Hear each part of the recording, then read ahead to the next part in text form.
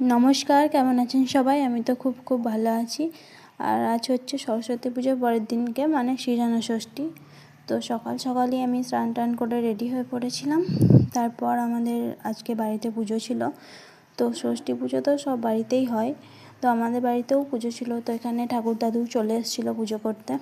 তারপর পুজোতে বসে পড়লো। তো পুজো হয়ে যাবার পরে প্রথমেই মা এখানে শঙ্খকে ষষ্ঠীর ঠোপাটা দিয়ে দেয়, তারপর ষষ্ঠীর সূত্রটাও বেঁধে দেয়। তারপর আমরা নিচে চলে যাই। আর নিচে যাওয়ার সময় তো ঘন্টা বাজাতেই নিচে যাচ্ছিল। দুপুর থেকে আর আমার ভিডিওটা করা হয়নি, এটা বিকালের ভিডিও। তো শ্রীজানা ষষ্ঠীর দিনে বাড়িতে যেহেতু রান্না করতে নেই, তাই আমরা বাড়ির বাইরেই একটা উনুন করেছিলাম। তো উনুনটা মা প্রথমে ধরিয়ে নিল। তো ধরিয়ে নেওয়ার পরেই এখানে কড়াইটাও বসিয়ে দিল দিদি।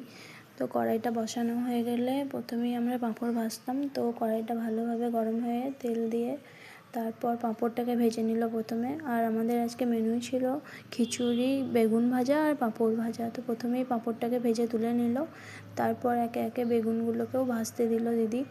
তো বেগুনটা ভাজা হয়ে যাওয়ার পর খিচুড়িটাও চাপিয়ে নেব।